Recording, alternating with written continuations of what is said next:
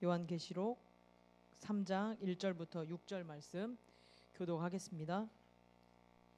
사대 교회의 사자에게 편지하라. 하나님의 일곱 영과 일곱 뼈를 가지신 이가 이르시되 내가 내 행위를 아노니 네가 살았다 하는 이름은 가졌으나 죽은 자로다.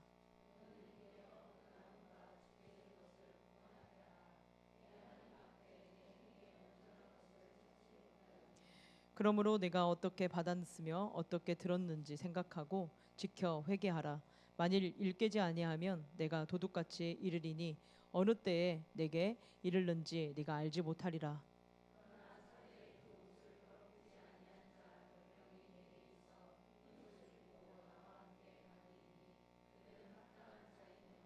이기는 자는 이와 같이 흰 옷을 입을 것이요 내가 그 이름을 생명책에서 결코 지우지 아니하고 그 이름을 내 아버지 앞과 그의 천사들 앞에서 시인하리라. 함께 읽습니다. 귀 있는 자는 성령이 교회들에게 하시는 말씀을 들을지어다. 아멘. 사대교회 깨어 일어나라 라는 제목으로 목사님께서 말씀 전해주시겠습니다.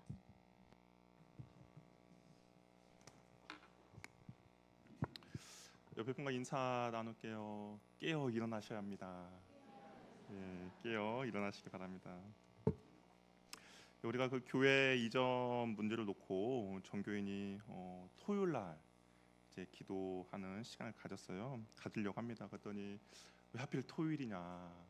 토요일 날 유일하게 새벽 예배 없는 날 좀 늦잠 좀 자고 싶은데 왜 토요일이냐라고 이야기하시는 분 있는데요.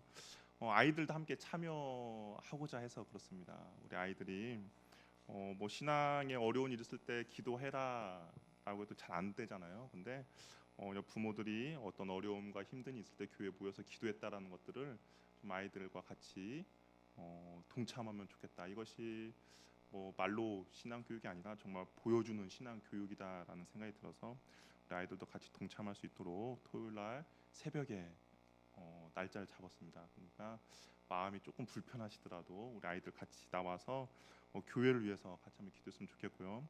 또한 그런 것들이 이제 아이들이 인생을 살아가면서 힘든 거 어려움이 있을 때 과연 이 문제도 어떻게 해결해야 할까라고 했을 때 예전에 교회가 어려움이 있을 때 기도했더니 하나님께서 기도의 응답을 주셨구나라는 것들을 좀 경험하고 그래서 그들의 인생 가운데 힘든 거 어려움이 있을 때 하나님께 기도하는 그런 것들을 좀 가르쳐주고 싶어서 토요일 날 새벽을 했습니다. 만약에 일상의 평일날 저녁은 좋죠. 평일날 저녁은 좋은데 아이들이 함께하지 못하기에 토요일 날 했으니까 양해해 주시고 우리 집에 있는 아이들 깨워서 같이 나와서 기도하는 은혜가 있기를 바랍니다.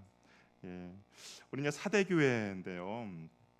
사대교회 우리가 본문 읽으면서 어떤 걸 느끼셨습니까? 사대교회 부르기 편하구나 뭐 그렇습니까? 아니죠. 사대교회 이렇게 읽으면서 느꼈던 것은 뭐냐면 왜 칭찬이 없지? 라는 생각이 들어요. 앞에는 분명히 뭐 에베소 교회, 뭐 서머나 교회 그런 교회들 보면 하나님께서 혼내기 전에 뭔가 이렇게 앞에 칭찬들이 있었거든요. 근데 사대교회를 보니까 칭찬이 없습니다. 책망만 있어요. 주님께 책망만 받는 일이 결코 쉬운 일이 아니거든요. 왜냐하면 우리 주님은 책망에는 인색하지만 칭찬에는 되게 후하신 분입니다. 근데 칭찬이 없다라는 것이죠. 작은 실수와 허물도 덮어 주시는 분인데 그렇다면 이 사대교회가 과연 왜 주님께서 칭찬이 없을까? 주님이 칭찬에게 후하다라는 것을 우리가 또 다른 성경에서 한번 볼 수 있는데 히브리서 11장을 보면 믿음의 사람들이 나오잖아요. 믿음의 사람이 나오는데 11장에 정말 믿음의 사람들 수많은 믿음의 사람이 등장합니다. 근데 우리가 그것을 보면 우리가 그들의 과거를 알고 있잖아요. 성경을 통해서 그들의 과거를 알고 있음에도 불구하고 주님께서는 그들에게 우리가 알고 있는 과거보다는 주님 앞에 행했던 그 행동들로 인하여서 후한 평가를 해 주십니다. 대표적으로 히브리서 11장 32절 우리 한번 같이 볼까요? 같이 한번 읽어볼게요. 32절 말씀 읽겠습니다. 시작.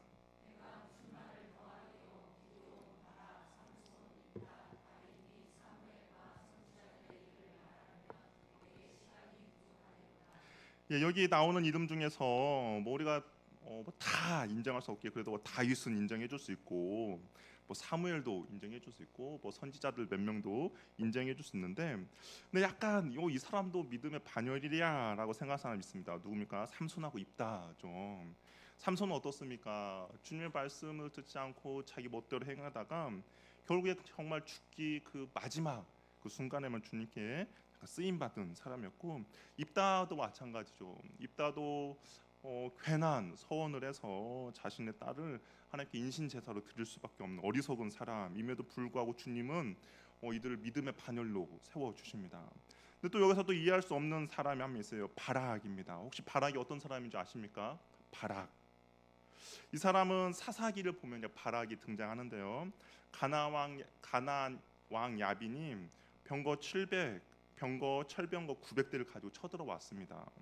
당시에 뭐 철병거가 전투력이 있어서 너무나 좋은 거기 때문에 감히 아무도 싸울 생각을 하지 못했죠. 그런데 이때 여자 사사 드보라가 일어났어요. 하나님께서 이제 드보라를 세웠습니다. 그래서 바락에게 가요. 그래서 함께 싸울 것을 말합니다. 바락 나와 함께 가서 저 가나온 야빈과 싸우자라고 해요. 그랬더니 이 바락이 무엇이라 말했는가? 우리 사사기 4장 8절 말씀 같이 한번 읽어볼까요? 같이 한번 보겠습니다. 시작.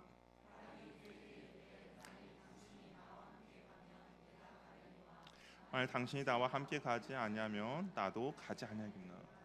하나님께서 드보라에게 말해서 싸우라고 했는데 이 바락이라는 사람이 여자 드보라인데 당신이 나와 가면 내가 가고 가지 않으면 가지 않겠다라고 합니다.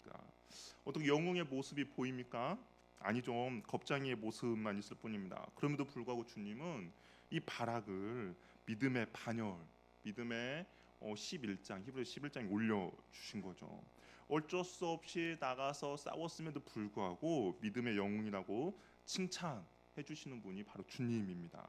그러니까 주님께서 칭찬에 인색하신 분이 아니에요. 정말 후하신 분입니다. 그런데 오늘 사대 교회는 칭찬을 해주지 않으신다라는 것이죠.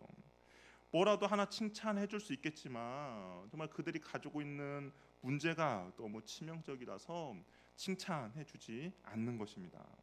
우리 뭐 사람들 중에서 그런 사람도 있죠. 단점이 많아도 장점 하나가 그 모든 단점을 다 사소하게 만드는 사람이 있는 반면에 어떤 사람은 장점이 너무 많아요. 그런데 그 치명적인 단점 하나로 인해서 이 사람의 모든 장점이 다 묻혀버리는 그런 사람도 있습니다.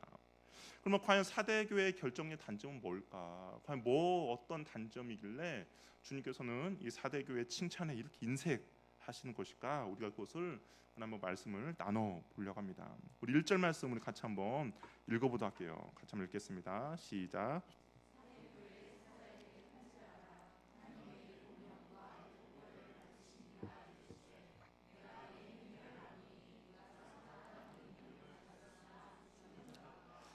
사대교회 가운데 예수님께서 자신을 이렇게 소개합니다. 하나님의 7영과 7표를 가진 자라고 이렇게 소개를 해요.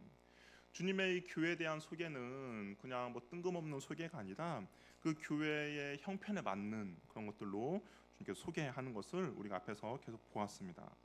하나님의 7영이라는 표현은 우리가 앞에 1장에서도 잠깐 나눴는데 성령님을 의미한다라고 이야기했어요.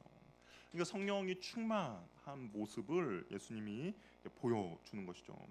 그러면 당시에 성령의 충만한 성령의 모습을 사람들은 과연 어떤 기대를 했는가? 당시 유대 사람들은 성령이 나타남으로써 어떤 말씀적인 사역이 일어난다라고 생각했습니다. 그러니까 하나님의 그 말씀적인 것들이 이루어지고 그런 사역이 이루어진다라고 생각했고, 또 하나는 죽은 자를 살리는 일이 일어난다라고 이해를 했습니다. 영적인 죽음에 직면한 이 사대 교회에 하나님께서는 교회에 생명을 주시는 분으로 자신을 소개하고 있는 것이죠. 또 예수님은 7뼈를 붙들고 계신다라고 이야기해요. 7뼈는 7교회의 사자인 것이죠. 믿음으로 사는 자들, 하나님 앞에 신실하고 진실하게 살아가는 자들을 주님께서 붙들어 주시는 분임을 말하고 있는 것이죠. 그러면 주님께서 이렇게 말합니다. 내가 네 행위를 안다라고 이야기해요. 이 네 행위를 안다라는 것은 앞에서도 주님께서 이야기를 한번 했는데요. 에베소 교회에 대한 칭찬하실 때 네 행위를 안다라고 이야기했습니다. 그런데 에베소 교회에서 말한 네 행위를 안다와 사대 교회에서 말한 네 행위를 안다라는 뉘앙스는 전혀 다르다라는 것을 알 수가 있습니다. 에베소를 향해서는 인정하고 칭찬하는 말씀에 네 행위를 안다였는데 사대 교회를 향하여 말씀은 전혀 그런 뉘앙스가 아니다라는 것이죠. 우리도 잘한다라는 그 뉘앙스가 어떻게 이야기를 하느냐에 따라서 두 가지 의미가 있잖아요. 정말 잘한 사람, 진짜 잘한다라고 하면 이 사람 진짜 잘하는구나 하는데 누군가에게 참 잘하고 있네 그러면 어떻습니까? 진짜 잘하는 것이 아니다. 약간 비아냥거림이잖아요. 아마 이 너의 네 행위를 안다라는 것도 주님께서는 에베소 교회는 정말 칭찬이었지만 이 사대 교회는 그렇지가 않다라는 것이죠. 행동 뒤에 숨겨져 있는 동기까지도 다 아신다라고 이야기를 하고 있습니다. 우리의 속마음, 교회의 영적인 본질을 꿰뚫어 보고 있다라는 것이죠. 사람의 눈에는 보이지 않아요. 그러나 하나님의 눈에는 보이는 그것을 주님께서 아신다라고 이야기를 하고 있습니다. 왜 하나님께서는 예수님은 자신을 이렇게 소개하고 있는가? 예수님의 이러한 자기 소개는 사대 교회가 살았다 하는 이름은 가졌지만 결국에는 죽은 교회이기 때문입니다. 이 살았다라는 이름은 과연 누가 사대 교회를 보고 너희는 정말 살아있구나, 생명력이 있구나라고 누가 이야기를 했겠습니까? 아마 사대 교회 주변에 있는 사람들이 그렇게 이야기를 했을 것입니다. 우리가 살아있던 표현을 할 때 그저 단순히 숨만 쉬는 경우에 살아있다라고 하는 것이 아니라 정말 생동감 있고 활동적임이 있을 때 살았다라고 이야기하죠. 이것을 만약에 우리가 보통 교회에 적용을 한다면 어떻습니까? 여러분이 생각하는 살아있는 교회라고 하면 어떤 이미지가 이렇게 연상이 됩니까?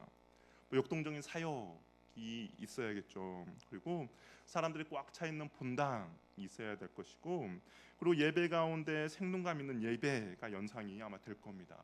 그 사역이 매 주일마다 그리고 또 매 한 주간의 사역이 바쁘게 움직이고 막 그렇게 분주하게 움직이는 교회를 보면서 우리는 정말 교회가 살아있네라고 생각을 할 거예요. 그러한 교회를 보고 교회가 정체되었다, 죽어있다라고 생각하는 사람은 없을 겁니다. 사대교회도 마찬가지죠. 이렇게 활기를 띈 모습이 주변의 사람들에게 그렇게 보였어요. 사람의 눈으로 보기에 정말 살아 움직이고 번창하는 교회였습니다. 주변의 평판에도 절대 나쁜 평가가 아니라 인정받는 좋은 칭찬을 듣고 있는 것이죠. 아마 다른 교회들도 이 사대 교회를 칭찬하고 부러워했을 수도 있습니다. 이 사대라는 지역 속 풍요로운 도시 속에서 정말 교양 있게 그리고 품위 있게 신앙생활하는 모습을 보면서 이들의 정말 교회는 살아 있구나, 이들의 신앙은 살아 있구나는 것처럼 보였을 수 있다라는 것이죠. 의지적으로 외적으로 보여지는 모습으로는 정말 많은 사람들의 부러움과 선망의 대상이 바로 이 사대 교회라는 것입니다. 과연 우리 교회를 누군가 평가할 때 살아있다라고 평가하겠습니까? 아니면 하늘영광교회는 어떨까라고 평가를 할까요? 근데 사람들의 평가가 중요한 거 아니죠. 우리들에게 있어서 중요한 것은 주님이 뭐라고 평가하는 거죠. 사람들은 사대교회가 살아있다, 역동성 있다, 생동감 있다라고 평가를 했습니다. 그런데 주님의 평가는 그렇지 않다라는 것이죠. 네가 살았다는 이름은 가졌으나 너희는 죽었다라고 주님의 평가라는 겁니다. 실상은 죽은 상태인데 살아있는 것처럼 보여주는 교회라는 겁니다. 주변 사람들의 평가에는 살아 있어요. 정말 생동감이 있습니다. 정말 감동 있는 예배가 있어요. 그런데 주님은 아니다. 너희는 죽었다라는 것이죠. 사람들의 눈에는 거룩해 보입니다. 그러나 주님의 눈에는 회칠한 무덤과 같은 교회였던 것이죠. 입은 정말 무성했어요. 정말 수많은 열매가 맺혀진 것처럼 보였습니다. 그러나 열매가 없는 무화과 나무와 같은 교회였던 것이죠. 경건의 모양은 있어요. 정말 경건하구나라고 생각할 수도 있습니다. 그러나 경건의 능력은 없는 교회가 바로 사대 교회였던 것이죠. 겉은 화려한 교회였지만 영적인 내실이 없는 교회가 바로 사대 교회였습니다. 열심히 달려요. 열심히 달리고 정말 열심히 헌신하고 수고합니다. 그런데 하나님이 원하는 방향은 아니었다라는 것이죠. 모든 것을 깨뜨려 보시는 주님의 평가는 죽었다라는 평가입니다. 사람들이 우리를 어떻게 평가하는지 사람들이 우리를 어떻게 평가하는지가 중요한 것, 그거 평가하는 것은 무엇이 중요한가? 사람들의 평가보다는 주님의 평가가 무엇이냐가 중요하다라는 것이죠. 신앙의 평가는 사람이 아니라 하나님이 하시는 것이죠. 우리가 예배를 아무리 화려하고 예배를 정말 경건하고 예배를 우리가 정숙하게 드릴지라도 하나님이 예배를 안 받으셨다면 그 예배는 하나님이 기뻐하는 예배가 아니다라는 것이죠. 아무리 우리가 찬양을 하고 아무리 헌금을 하고 정말 예배 시간에 모든 집중을 해서 예배를 드렸더라도 하나님께서 나는 너의 예배를 받지 않았다라고 하면 그 예배는 하나님이 연락하지 않는 예배가 되는 것이죠. 이게 보이는 것이 전부가 아니라 그 중심을 보시는 주님께서 사대교회는 죽었다라고 판단하는 겁니다. 형식적인 예배, 마음이 없는 찬양, 영적 갈급함이 없는 정말 액세서리 같은 신앙 생활하는 교회가 바로 사대 교회였던 것이고, 사람으로 표현하면 식물 인간과 같은 그런 모습이라고 할 수가 있다라는 겁니다. 그러면 이런 사대 교회를 주님께서는 그냥 방치해 두실 수는 없는 것이죠. 왜냐하면 그 교회 또한 주님의 사랑하는 교회이기 때문입니다. 그래서 주님께서는 비록 이 죽어 있는 교회이지만 그럼에도 불구하고 회복하며 나아갈 수 있는 길을 주님께서 제시해 주고 있습니다. 우리 2절 말씀 같이 한번 읽어보도록 할게요. 2절 읽어보겠습니다. 시작.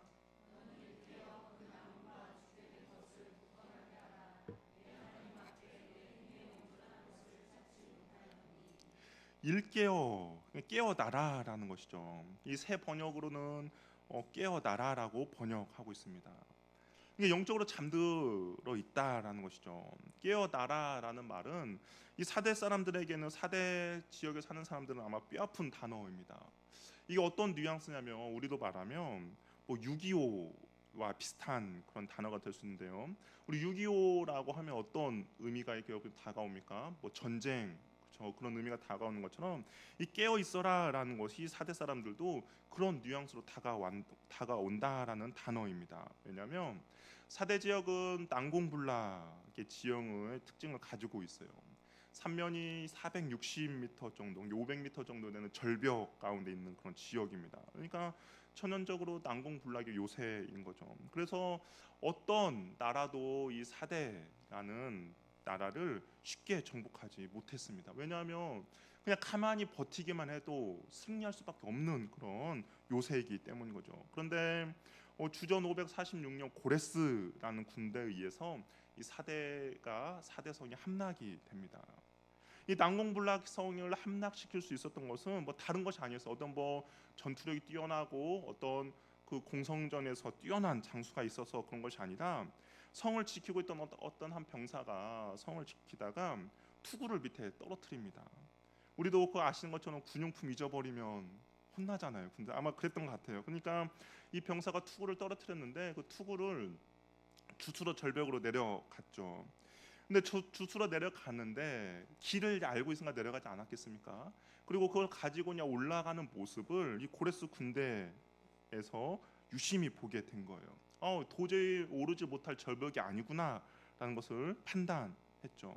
그래서 사람들이 당연히 이 사대에 있는 사람들은 이건 난공불락서니까 아무도 기어오르지 못할 것이다라고 생각하면서 그냥 편하게 잠을 자고 있었는데 그 한밤중에 고레스 군인이 몰래 절벽 올라가서 성문을 열어줘서 어쩔 수 없이 함락된 일이 벌어진 겁니다. 그리고 이것이 300년이 지난 후에 또 동일한 일이 한 번 더 벌어져요. 이번에도 군사 15명이 절벽을 타고 올라가서 성에 들어갈 수 있어서 문을 열고 또다시 정복하는 일이 벌어진 것이죠. 경비병들의 그 부주의로 말미암아서 난공불락의 이 사대 성이 하루아침에 무너지게 된 것이죠. 깨어 있으라라는 말은 정말 사대 사람에게 뼈아픈 단어, 정말 아픔을 갖고 있는 그런 단어인데 이 영적으로 잠자고 있는 사대 교회 사도 교회 가운데 주님께서 깨어 있으라라고 이야기를 하고 있다라는 겁니다. 한두 번 깨어 있는 것이 아니에요. 계속 깨어 있으라, 정신을 바짝 차리고 있어야 한다라고 이야기를 하고 있는 거죠. 계속 깨어 있어야 합니다. 영적 죽음, 영적인 무감각에서 깨어 일어나야만 한다라는 것이죠. 우리가 성경을 보면 주님께서 바리새인들, 서기관들을 지적하신 문제들입니다. 경건의 모양은 있지만 정말 모든 것도 다 갖추어 있고 백성들에게도 칭찬과 평판을 듣고 있음에도 불구하고 주님이 보실 때 생명이 없는 그 부류의 사람들이지 않았습니까? 유선만 있는 것이죠. 그 안에 정말 하나님께서 주신 참된 생명이 없는 그런 사람들이었습니다. 참 생명이 결여될수록 내 안에 정말 주님에 대한 생명이 없을수록 나타나는 현상 중에 하나는 무엇이냐면 외형을 화려하게 꾸미려고 하는 것이죠. 생명이 없는 종교일수록 어떻습니까? 화려함을 추구합니다. 그러나 정말 그 안에 생명이 있으면 외적인 화려함보다는 내적인 경건과 내적인 그 온전함에 더욱더 힘쓰고 애쓰는 것이죠. 그래서 주님께서는 이 사대교회 가운데 깨어 있으라고 이야기를 하고 있습니다. 깨어 있으라고 명령하신 후에 또 뭐라고 이어지냐? 그 남은 바 죽게 된 것을 굳게 하라고 이야기해요. 이거 우리가 보니까 어떤 의미인지 잘 와닿지 않잖아요. 남은 바 굳게 한 것을 굳건하게 하라가 잘 의미가 와닿지 않는데 쉬운 성경을 보니까 이렇게 기록되어 있어요. 완전히 죽기 전에 아직 조금이라도 남은 힘이 있을 때에 네 자신을 일으켜 세우라라고 이야기합니다. 이게 완전히 죽지는 않았다라는 거예요. 사대교회가 완전히 죽지는 않고 거의 죽어가고 정말 오늘 내일 하는데 그 조금이라도 생명이 있을 때, 힘이 남아 있을 때에 네 자신을 일으켜 세우라라고 이야기를 하고 있다라는 겁니다. 회복을 위한 최소한의 어떤 가능성이 이 사대교회 가운데 있다라는 것이죠. 다 타버리고 제가 되어가는 순간에 또 어떻습니까? 작은 불씨가 남아있지 않습니까? 그것을 살려내라고 이야기를 하고 있다는 겁니다. 우리가 아무 생각 없이 정말 잠들어서 신앙생활을 할지라도 어느 순간 이런 마음이 들 때가 있죠. 내가 이래도 되나라는 생각이 들 때가 있습니다. 내가 주님 앞에 한번 열심을 내야 했는데 내가 이렇게 자꾸 제자리 걸음하고 신앙에서 도태되면 안 되는데 내가 그래도 주님께서 주신 사랑 은혜를 경험한 사람인데 내가 한번 일어나야 하는데 이렇게 하면 안 되는데 내가 정말 경건과 주님을 향한 사랑을 내가 다시 한번 부릴 듯 일어나야 하는데 라는 그 작은 불씨를 살려내라는 거죠. 그런 마음이 있다라는 것은 여전히 내가 비록 죽어가고 있지만 완전히 영적으로 죽은 상태는 아니기 때문에 그 작은 불씨라고 있다면 그것을 회복하는 은혜로 사용되어야 할 것이다라고 이야기를 하고 있다라는 겁니다. 남아있는 생명을 회복하라는 것이죠. 깨어있을 때에 은혜를 받게 되고 우리가 깨어있을 때에 그 은혜에 반응하게 된다라는 겁니다. 사대교는 하나님 앞에 온전히 행하지 못하였습니다. 행위가 온전하지 못하였다는 것은 속이 텅 비었다라는 것이죠. 그릇이 비어 있는 상태예요. 이게 외적으로는 전혀 문제가 없는데 그 내적으로는 하나님에 대한 사랑과 하나님에 대한 열망과 하나님에 대한 갈망이 전혀 없는 정말 속빈 강정과 같은 신앙생활을 사대교회가 하고 있었다라는 겁니다. 외형은 화려했지만 주님에 대한 사랑과 주님에 대한 생명은 없는 교회죠. 매일 주일 예배도 드리고 헌금도 하고 찬양도 하고 봉사도 하고 헌신도 하고 수고도 하지만 그 내면은 주님에 대한 사랑은 정말 아예 없다라는 모습이 사대교의 모습이고 네 행위가 온전하지 못하였다라는 주님의 그 평가의 모습이라는 겁니다. 왜 이런 평가를 사대교회가 받는가? 이유는 단 하나이죠. 주님을 사랑하는 마음이 이들에게 사라지고 있다라는 겁니다. 사랑이 없는 결혼 생활은 어떻습니까? 형식만 남는 거죠. 사랑이 없어도 얼마든지 사람들에게 인고 부부와 같다라고 사랑이 넘치는 부부와 같다라는 소리를 들을 수 있습니다. 그런데 사랑이 없는 신앙생활도 마찬가지예요. 얼마든지 살아있고 얼마든지 열정이 있어 보이고 얼마든지 생동감 있고 얼마든지 봉사하며 헌신하는 모습을 보여줄 수가 있다는 것이죠. 하지만 주님이 보시기에는 그 모든 행위들, 주님에 대한 사랑이 없이 하는 그 모든 행위들은 죽은 행위이며 내용 없는 껍데기에 불과한 외식적인 신앙의 모습이라는 겁니다. 하나님은 형식적인 껍데기만 예배를 받기를 원하시지 않으신다라는 것이죠. 복음서에서 서기관과 바리새인들이 책망하신 이유는 외식과 형식만 남아있는 행위에 대한 책망입니다. 하나님께서 원하시는 것은 정말 마음의 제사인 거죠. 온 마음과 우리가 신령과 진정을 주님 앞에 온전히 올려드리는 그 마음을 주님께서 원하시는데, 정말 긍휼과 자비가 있는 삶의 예배를 원하시는데 그냥 껍데기만 있는 그 예배를 주님께서 받지 않으신다는 것이죠. 그래서 이어서 주님께서는 사대교회 가운데 이렇게 말합니다. 3절에 보니까 그러므로 네가 어떻게 받았으며 어떻게 들었는지를 생각하라라고 이야기를 하고 있어요. 받고 들은 것은 사대교회가 처음 받았던 복음의 진리를 말합니다. 그래서 한번 생각해 보라는 것이죠. 하나님의 그 복음의 진리가 무엇인지를 한번 생각해 보라는 겁니다. 처음 복음을 들었을 때 그 순수한 열정을 기억하고 회복하라는 것이죠. 그 하나님의 십자가 사건을 너가 들었을 때, 내 주님 앞에서 이런 헌신과 이런 다짐을 했던 것들을 다시 한번 생각해 보라고 기억해 보라는 겁니다. 새로운 진리가 필요한 것이 아니에요. 지금 사대 교회 가운데 어떤 새로운 진리를 가지고 너희들 같이 변화시키는 것이 아니라 예전에 들었던 그 예수 그리스도에 대한 십자가의 은혜를 다시 한번 생각하고 그 진리의 감격, 복음의 기쁨을 다시 한번 누리라고 이야기를 하는 것이죠. 받았던 은혜를 기억하고 그때 가졌던 마음가짐을 되새기며 나아갈 때 우리는 첫사랑을 회복하는데 더없이 좋은 일이 된다라는 겁니다. 우리 부부 솔루션 같은 것도 할 때 그런 것들 많이 하잖아요. 추억의 장소를 한번 가보라고 합니다. 좀 연애했을 때 정말 가졌던 그 감정들 다시 한번 일으키기 위해서 예전에 데이트했던 장소들을 가보라라는 그런 솔루션들을 줄 때가 있습니다. 주님께서도 사대교회 가운데 그렇게 이야기하는 거예요.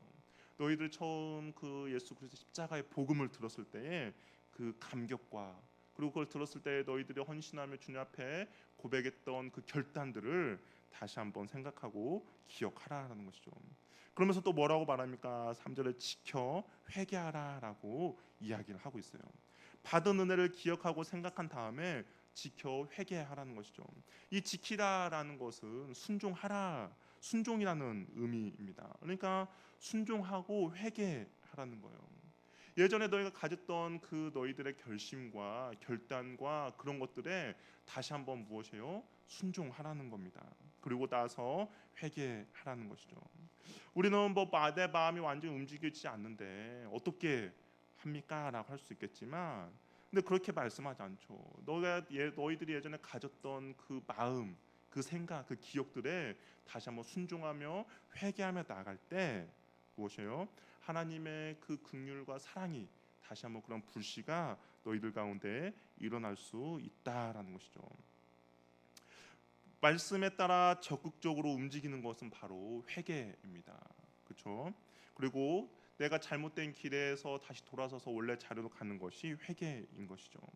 옳은 일이라면 주님의 말씀이라면 내가 동의를 하고 나서 움직이는 것이 아니라 이해가 안 되더라도 유익이 없더라도 즉시 순종하며 그 자리에 나아갈 때 주님께서 우리들 마음 가운데 그 회복의 은혜를 다시 한번 허락해 주신다라는 겁니다. 작은 불씨, 정말 꺼져가는 그 작은 불씨를 내버려 두는 것이 아니라 잘 타오를 수 있도록 내가 다시 한번 순종하며 나갈 때 그 불씨가 다시 한번 활활 타오를 수 있다라는 것이죠. 그래 하나님의 은혜를 경험하게 되고 생각과 가치관이 바뀌면서 강팍해진 마음이 다시 부드러워지고 돌아서게 된다라는 것이죠. 회개는 강팍해진 마음이 다시 부드럽고 은혜 받을 수 있는 상태로 되돌아가기 위한 방법입니다. 순종과 회개를 통해서 이런 회복을 경험하게 되는 것이죠. 회개를 통해 주님의 깊은 사랑과 은혜를 느끼기 시작할 것입니다. 잠자고 있는 영적인 나태함에 계속 머무는 것이 아니라 일어서서 돌아서야 한다라는 것이죠. 하나님을 사랑하고 하나님의 사랑을 느끼는 것이 무덤덤하고 그저 그냥 이론에 불과한 것처럼 느껴진다면 우리가 해야 될 것은 무엇이냐? 회개하고 돌아서야 한다라는 겁니다. 회개 없는 영혼의 회복은 절대로 일어날 수가 없는 것이죠. 사막에도 비가 온다라고 해요. 사막에도 비가 옵니다. 근데 뭐 사막 다 모래잖아요. 과연 거기가 비가 오면 과연 어떤 변화가 일어날까? 어떤 변화가 일어날 것 같습니까? 사막에 비가 내린다면 우리가 생각할 때 그냥 모래가 촉촉히 젖겠다라고 생각할 수도 있을 거예요. 근데 어떤 사막에서 비가 내렸습니다. 그랬더니 어떤 일이 벌어졌냐면 그냥 모래에 푸른 싹이 나고 아름답게 변한 것을 보게 됩니다. 뭐 사막이란 지역 특성상 그것이 또 금방 마를 수도 있겠죠. 그러나 그런 비가 내리니까 그 척박했던 사막에도 새로운 생명이 솟아나는 것을 보게 되었던 것이죠. 메마르고 딱딱하게 굳어버린 돌과 같은 마음밭이라도 은혜의 단비가 내릴 때 싹이 나고 열매를 맺을 수 있게 된다라는 것이죠. 그 하나님의 은혜의 단비는 우리가 언제 얻을 수 있느냐? 주님 앞에 순종하며 회개하며 나갈 때 주님께서 그 은혜의 단비를 우리들 가운데 부어 주신다라는 겁니다. 그러면 그 은혜의 단비로 인하여서 우리의 메마르고 굳어버린 돌과 같은 마음밭에 하나님의 새로운 생명이 우리가 태어나고 새로운 싹이 나고 열매를 맺어갈 수가 있다라는 것이죠. 그러면 주님께서 이런 경고를 주셨어요. 사대교회 가운데 일어나고 순종하고 회개하라라고 경고를 주셨음에도 불구하고 이 경고 가운데 순종하지 않으면 과연 어떤 일이 벌어질 것인가? 3절에 하반절에 뭐라고 되어 있습니까? 내가 도둑같이 이르느니 어느 때에 네가 이르는지를 네가 알지 못하리라라고 이야기해요. 주님께서 도둑같이 너희들에게 찾아갈 것이다라고 이야기를 합니다. 도둑같이 임하시겠다는 것은 깨어있지 않으면 멸망당할 수밖에 없는 상황이 발생하게 된다는 것이죠. 죄의 낙에 빠져 있는 성도들에게는 그리 환영할 만한 일은 절대로 아닙니다. 이런 주님의 방문은 심판의 방문이 될 것이고 멸망의 날이 될 것입니다. 예기치 못하는 상황이 발생하는 것이죠. 더 이상 기회가 주어지지 않을 것입니다. 그러기에 주님의 말씀이 들리고 주님의 말씀이 깨달아졌을 때 미루지 말고 즉시 순종하며 회개 자리까지 나가야 하는 것을 주님께서 경고하고 있다라는 겁니다. 우리가 주님의 말씀이 들렸을 때가 그때가 바로 기회인 것이죠. 근데 이 기회가 우리들에게 언제든지 주어지는 것은 아닙니다.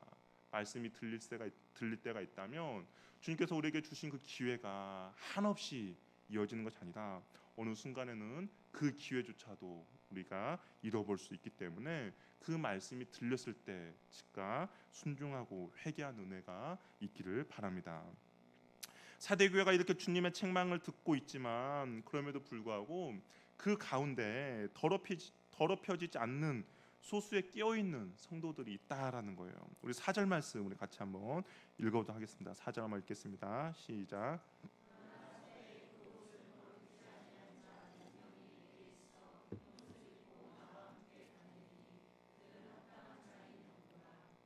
대부분의 모습은 실망스러웠어요. 주님께서 칭찬하지 않을 정도로 사대교회의 대부분의 모습은 실망했습니다. 그럼에도 불구하고 그 안에 남아있는 부류가 있다라는 거예요. 깨어있는 자들이죠.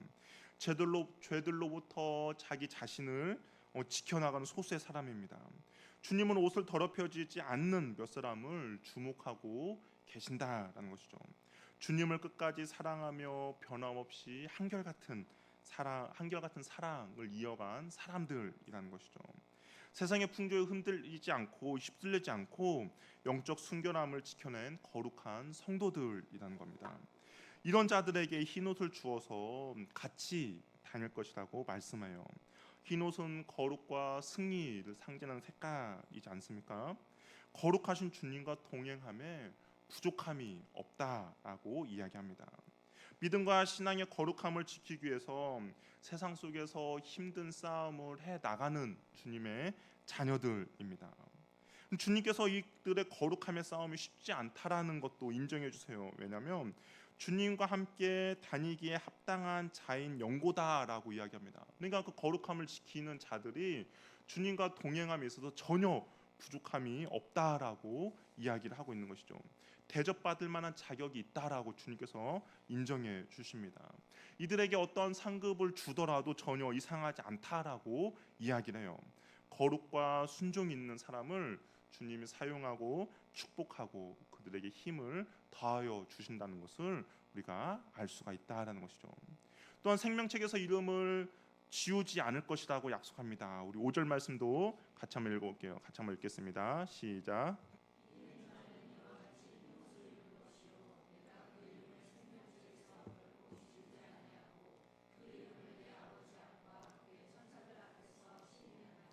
생명책은 구원받은 자들의 이름이 적힌 책이죠. 이 책에 기록되지 않는 자들은 구원을 받지 못합니다.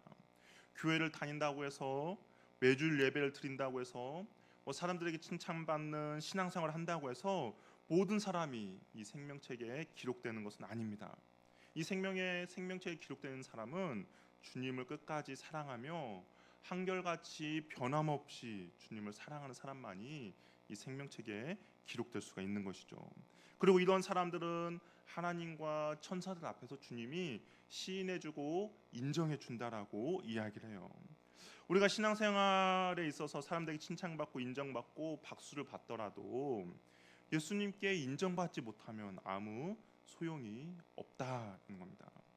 사람들에게 칭찬받지 못하더라도 인정받지 못하더라도 예수님이 인정해 주시면 되는데, 근데 그 반대가 되면 안 된다라는 것이죠. 내가 주님을 끝까지 사랑하고 주님의 한결같은 그 사랑, 변함없는 사랑 가운데 나도 끝까지 그 주님을 사랑하며 나갈 때, 주님의 우리가 그 주님 앞에 섰을 때 주님께서 나에게 끝까지 충성하며 나를 끝까지 사랑했구나라고 인정해 주시면 사람들의 평가가 어떠하든지 상관이 없게 된다는 것이죠. 중요한 건 주님의 평가라는 겁니다. 그리고 주님께서는 어떻게 해주시냐, 하나님과 천사들 앞에서 나의 이름을 부르시며 알아준 영광을 얻게 된다라는 겁니다. 다른 사람들 앞에서 주님의 자랑이 되는 것이죠. 주님께서 주님을 사랑하며 한결같이 변함없는 사랑으로 힘든 싸움을 한 자녀들을 자랑스럽게 여겨준다라는 겁니다. 하나님과 천사 앞에서 시인해 준다라는 것이죠. 과연 이것이 어떤 의미일까 한번 곰곰이 생각해봤는데, 우리 그런 거 있지 않습니까? 어떤 지역에 만약에 우리 교회에서 유명한 손흥민과 같은 축구 선수가 나왔다라고 한번 생각해 봅시다. 그분이 왔어요. 어떻게 할까요? 사람들 있을 때 우리 교회가 낳은 스타입니다라고 사람들 앞에 자랑하겠죠. 여러분들도 아마 자랑할 거예요. 우리 교회에 손흥민이 있다라고 자랑할 겁니다. 그와 비슷한다라는 거죠. 주님 앞에서 끝까지 주님을 사랑하고 주님 앞에 충성되이 행하고 거룩함 이 땅 가운데 추구하며 나간 사람이 그 천국 그 생명체에 기록된 그곳에 왔을 때 주님께서는 그 사람들에게 자랑하는 것이죠. 나를 위하여서 끝까지 헌신하며 수고하며 변함없는 사랑으로 이 땅을 살아간 나의 귀한 자녀이다라고 주님께서 칭찬해 주신다라는 겁니다. 그러므로 우리는 깨어 일어나시길 바랍니다. 복음의 참된 진리를 붙잡고 과거에 경험했던 그 주님의 사랑, 주님의 은혜를 기억하시고, 그리고 혹시 내가 여전히 잠들어 있다면 그것들을 다시 한번 기억하셔서 나의 작은 불씨에 순종으로 회개함으로 그 불씨를 다시 한번 부릴 듯이 이뤄내시기를 바랍니다. 주님을 향한 사랑을 잃어버렸거나 소멸키지 말고 끝까지 잘 간직하셔서 날마다 주님을 향한 사랑이 활활 타오르는 은혜가 있기를 바랍니다. 그 주님의 사랑을 끝까지 간직하며 이 땅을 살아가는 주의 자녀들은 결국에는 주님의 기쁨이 될 것이고 주님의 자랑이 될 것입니다. 저 여러분이 주님 앞에 섰을 때 주님의 자랑이 되는 그러한 자녀들이 되기를 바랍니다. 이 땅에서 어떤 힘듦과 어려움과 그리고 정말 내가 주님의 그 불씨를 꺼트리는 상황이 벌어졌을 때 내가 그 불씨를 지키기 위해서 주님에 대한 사랑을 지키기 위해서 노력한 그 모든 것들이 주님 앞에 섰을 때 주님의 자랑거리가 되는 저와 여러분이 되기를 바랍니다. 함께 일어나셔서 우리 찬양하며 기도하며 나가도록 하겠습니다.